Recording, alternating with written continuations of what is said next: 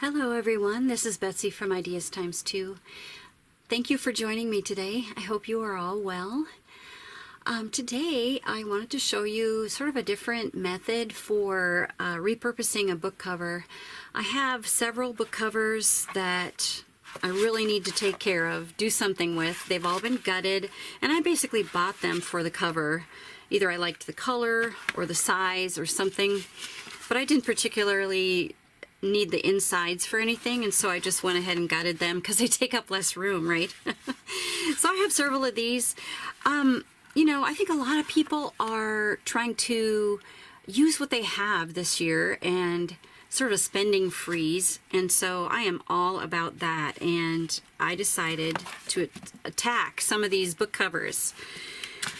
So this is a journal. This was my experiment, and this little book cover, I liked the color and I knew what paper I was going to use on it and everything. So this color was perfect, but the spine was only about 1 inch, and I wanted it to be something, you know, something a little different. This has 120 pages, so I needed to expand the spine. And I know there are several ways to do it, but I found what I think to be a very easy way, and I'm going to show you how to do that today. We could maybe in part 2 or something, we could maybe, if you'd like to know how I incorporated, how I made it into a book, we could do that as well, but it's pretty straightforward. So anyway, so let's do this. This is the one I'm going to use today. I needed a brown cover. I have this beautiful paper with green, and I thought the green and the brown would be very pretty, so I'm gonna use this brown one. So I wanted to keep the color. The cover's in pretty good shape. It's not too worn. It does have some worn spots, but with junk journaling, that just gives it character, and I think people really don't mind that kind of thing, especially when it's a junk journal. It doesn't have to look pristine, but we are going to definitely reinforce it so it'll be nice and strong too. All right, so take your gutted book cover. It probably should not have any rips in it for this method. I know there are ways of fixing those and different things, and we will be reinforcing it here, so maybe if it does have a rip, just a tiny one, it won't matter too much, but I think it might look a little better if we didn't have a rip in it. And I'm going to be using my gridded ruler. So I'm sort of calling this split spine binding, or split spine book cover, because you'll see why. And so I'm using a gridded ruler and my rotary cutter, but if you don't have those tools, just use a ruler, draw a line, cut it with scissors, whatever you need to do. So what I'm going to be doing here, I wanted to keep the book cover, like I said, and I wanted to keep this bend. I really like the way factory-made books have that bend. I'm sure there's a term for it, and I'm not sure what it is. And so, and actually that's, you know, when you make homemade books, it's one of the tricky parts of making it, right, is to have that little divot that makes it really bendable. So we're going to be keeping that and keeping the rest of this book cover. So very fun method, very easy too, and I hope you enjoy it. So I am going to just cut this in half, as close to half as possible. It doesn't have to be perfect, because we are going to be covering it up. So it doesn't have to be totally perfect, but it is a good idea to make it around halfway so that you have just as much spine to work with on this side as you do on this side. All right, so I think that's really close. So now I'm going to take my rotary cutter on a mat, and I'm just going to split this thing right in half. It's really easy to do. It's really easy to do. See? And now we have that. So I decided to expand my spine. and I've already cut a piece of chipboard. So find a piece of chipboard, medium weight. I would say medium weight. This is, you know, fairly bendable.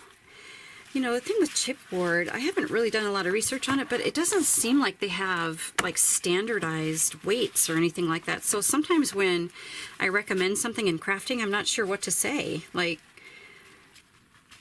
is it a certain millimeter or a certain actually, you know, pound or weight? A lot of them just go by medium and heavy, light. So I would say this would be a medium to heavy. So now we're going to have a nice sturdy spine with this chipboard. We'll be lining it with cardstock, and I highly recommend like a heavier cardstock. So it's going to be a sturdy, even more sturdy than it was. Like, right? Like when you gut these books and you take a look at the spine, it's like, wow, that is like either heavy cardstock or super lightweight chipboard. It's just very kind of flimsy. You don't realize it until you actually look at the guts of it, at the inside. So what I'm going to be doing is taking my chipboard. I'm going to glue this flap that we cut, that used to be the spine. I'm going to be gluing it just like this on each side. And it does have a tendency to round a little bit, so you have to just hold it for a minute or two. I'm using 3-in-1. You could use Fabri-Tac or any of the beacon glues. I think those are super for this. Oh, before we do this though, this will show a little bit at the top, this chipboard.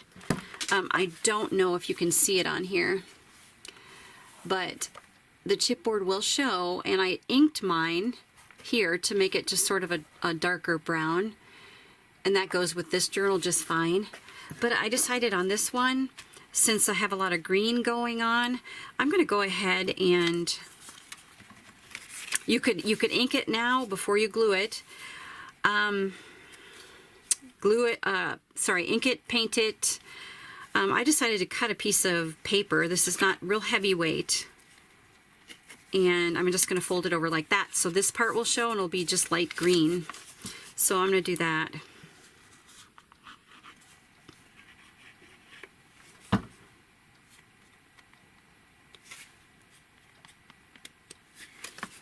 Just cut it the same width as the spine.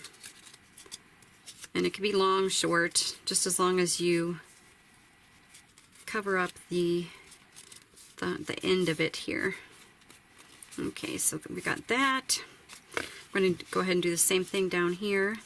The layers are pretty compacted together, so I'm not sure if like a lace at the top or a headband or end band will work. Because you might have a bump in the paper next to it, so I'm not sure if that would work too well, but you might be able to squeeze that in. I wanted it to be more smooth though, so I didn't go for that. Usually I like to go with a little something up there. Maybe a little piece of cheesecloth, right? Might work. Okay, so now it's ready. I'm gonna glue. The only part of this that's gonna show are just the very end of it, like that. All right, so take the flap, which was once the spine, run a generous little bead of glue there, and then butt this up right to the bend, and then just press it down. Make sure you're still able to fold your book. Just press it down, and you're going to have to, because like I said, this flap has a tendency to sort of be rounded, so it's going to pull away if it can, but don't let it. Just push down a little bit.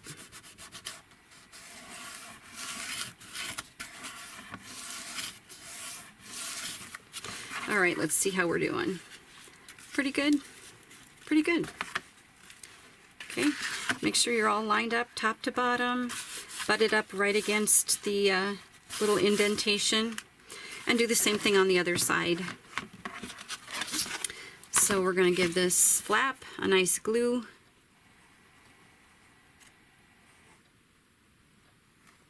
Go on a little bit more glue than that.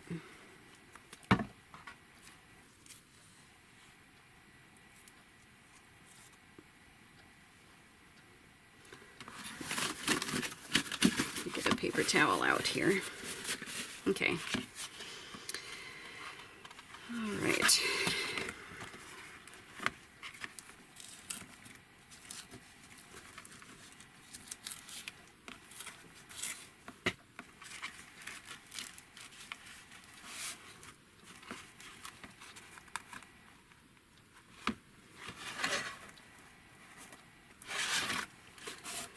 Push it down. Okay, gotta make sure this is able to move. I'm lining it up with my gridded background here. Make sure it's all even and straight. You don't have one going kittywampus or anything like that. Yep, looks good. Okay, now, oops, that one's not quite ready yet. Let's keep pressing that on this side. Just keep pressing. Just give it a minute just to get tacky. Okay, and there you have an expanded spine, and it was real easy to use our flaps. We didn't remove, you know, the whole spine and just cut it completely straight. Like this one is actually cut already, and I folded the flap inward. And I had a different idea for this one a long time ago. This is something I started and I never finished. But we're actually going to use that. We're going to use those to our advantage, those little flaps. Okay, now I forgot to cut. What we're going to do now is, so this is a little higher than this, right? This is just chipboard. This is chipboard plus the flap. So that's a little higher. And if we try to cover this, if we tried to cover this with decorative paper, we would push down and sort of get a little indentation right here. So in order to avoid that, I'm going to measure this, which is about 3/4 of an inch. It's another way to make sure your cover's on straight, right? To make sure it's the same 3/4 inch all the way down. Okay, so 3/4 of an inch, and however long this cover is, I don't even know. All right, so I might have to make a little dent with my finger. Okay, so let me put that off to the side so I don't smash it down. Oh, stand it up. Stand it up. Okay. So, and it does not matter. Actually, this is nice paper. I'm gonna use something not quite so nice, a little scrap. All right, so 3/4 of an inch should work.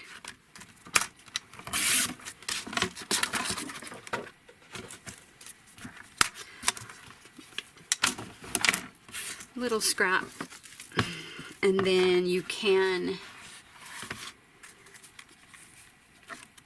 Ooh, that almost fits. I didn't even measure the height. This may show just a tiny bit too, so you can take care of those, or you could take care of those with ink or something like that.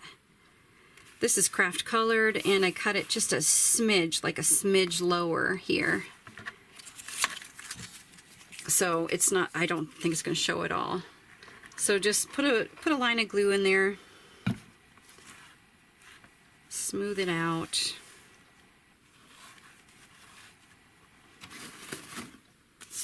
And then glue your paper down. That will make it so that it's pretty flat, and now you can cover it with decorative paper.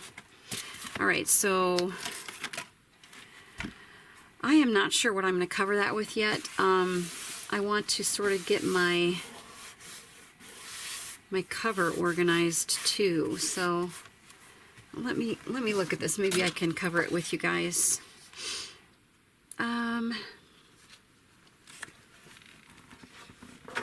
wonder if this wouldn't look good.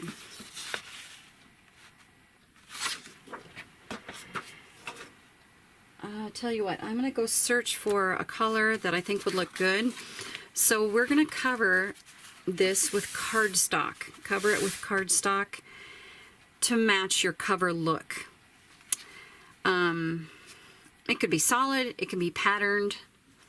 This one had a stripe to coordinate with the cover. You could also cover this with fabric. You could just glue the fabric on, making sure that the glue doesn't seep through. So I think I might use fabric, actually. I think I might use a canvas or a muslin. But I'll come back to that in a minute. That in a minute. What I want to show you, before we go away from this, so you're going to cover it with cardstock and just come right up to where the bend is. Don't go past the bend. You could go past the bend and then make sure this is dented in, but my idea with this is not to make it too complicated, but just to cover the spine. Okay, so fabric or cardstock recommended. All right, so but let's reinforce this now. So I cut a piece of cardstock. My spine is 2 inches, so I left 2 inches in the center here, and then on each side of this I used my scoring tool. So I left 2 inches here, and then I used my scoring tool, and I made, how many did I make? 3 or 4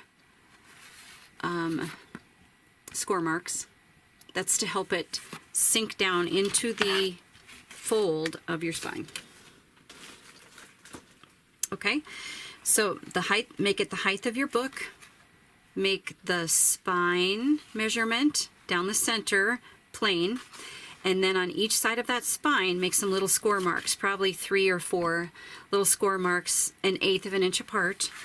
And you could even sort of pre-bend them if you want, but they'll bend up just fine with a tool, because we're going to poke down. We're going to poke it down. So you can put Tyvek here. I did that on my red book. I did put Tyvek, making sure it didn't show or anything like that, but just some little strips of Tyvek there. And then I put my cardstock on. I'm not going to do that this time, but we're going to go ahead and glue this down. Oh, the other thing too is on these edges, definitely want to sort of angle this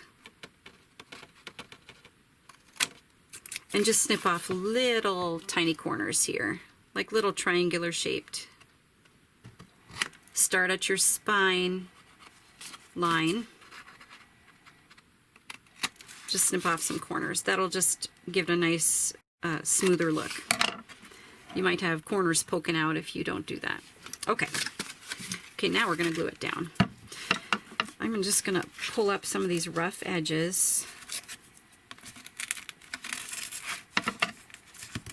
This needs cutting just a tiny bit, I think. That's a fun sound. Fun sound. All right. All right, so yeah, I could go with that side. I'm going to go with this side because I'm not sure if I'll keep this map. I might, though. We'll see. We'll see. I'm not sure. Okay, so give this a nice glue. We're just going to do the center part first. Give it a nice glue. I think I'm going to keep these edges. I'm not going to ink them up yet. This is just a reinforcement piece, and this is a nice sturdy cardstock, but you could ink these edges. They will show a little bit. You could ink them if you want.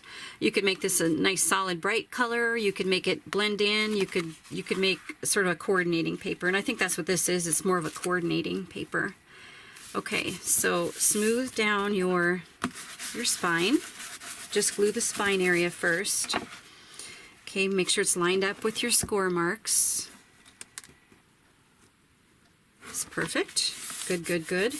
Okay, and then we're gonna lift it up just a tiny bit, put a bead of glue down in that groove, the spine groove. I'm sure it has a name, seriously. It probably has a name. And then just push down with an object. I'm using a bone folder. Just push down. Fold it in, fold it up, push it down. There, now we're getting a nice groove right there. Perfect. Okay, and then just lift it up again a little tiny bit and get your glue here.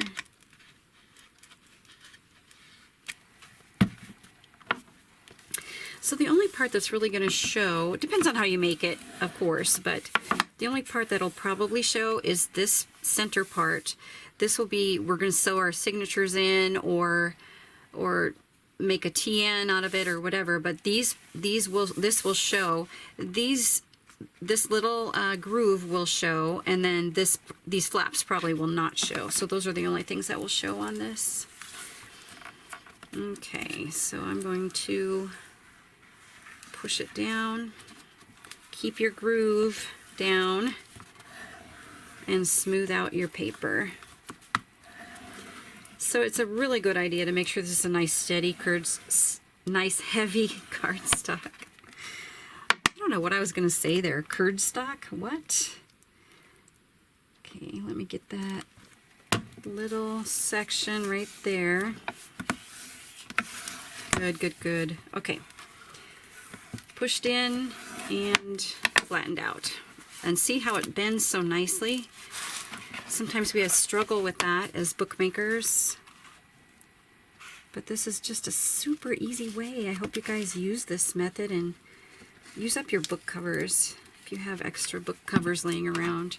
Or you have books and you don't mind gutting them right now.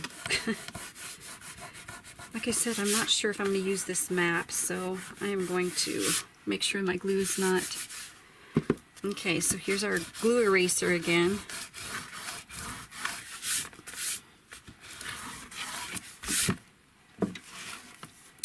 So the cardstock is for reinforcement. You could also put fabric here. I think this cardstock is giving it a nice sturdy base. You could even put fabric over this. But I think cardstock is working really well for us. Many ways to make things, right? You guys just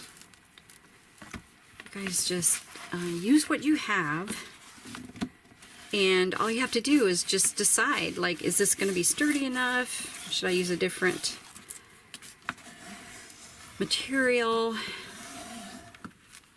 As long as you feel like this book is going to be sturdy, and I think it is. We have chipboard, we have cardstock, and we have the book cloth from the spine too. So I think we're good. I think we're good on this.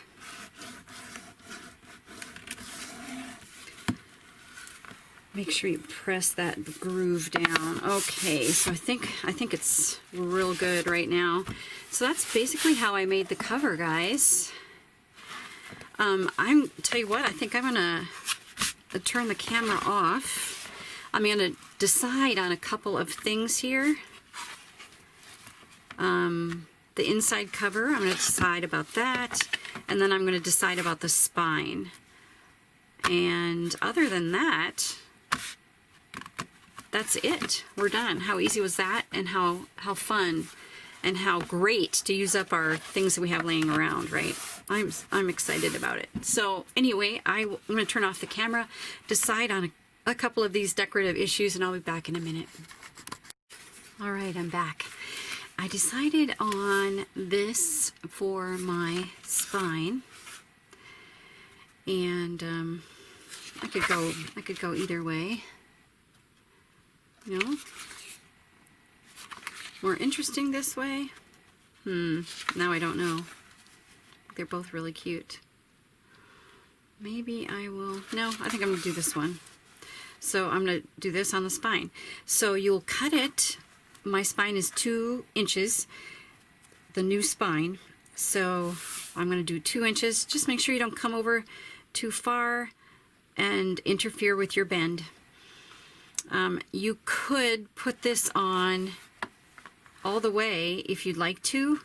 I'm just showing you the super easy way. So I inked all around the edges, and now this just glues straight on, and you have sort of a nice flat surface instead of having like a dent in the middle, right? So give it some nice glue. Gonna want this on pretty sturdily, so give it a good glue.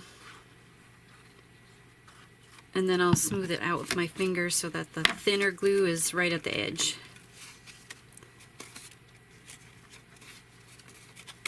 Make sure you get the top and bottom for sure. Nice and smoothed out. And then just place it right on top.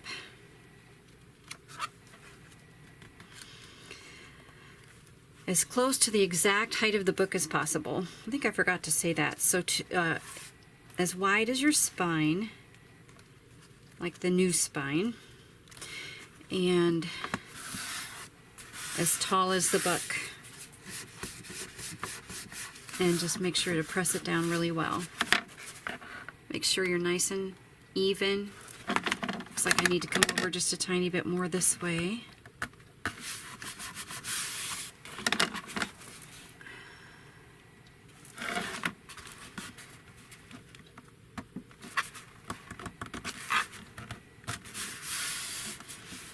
And since this is a nice heavy cardstock, make sure it's a heavy cardstock.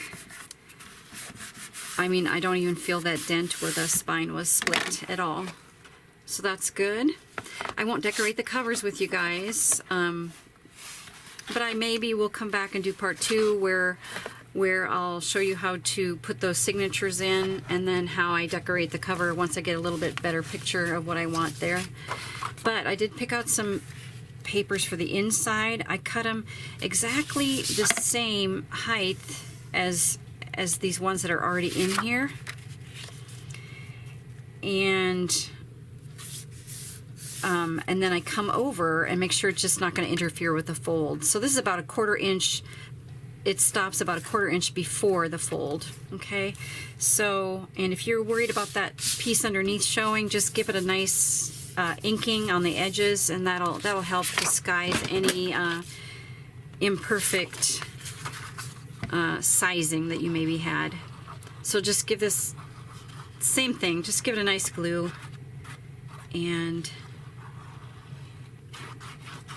make sure to get the center as well. Get a nice thin layer on the edges so it doesn't ooze. Okay, and then we are going to place that right down. If you're interested, this paper here is Tim Holtz, and the paper I used on the spine is from the same paper pad.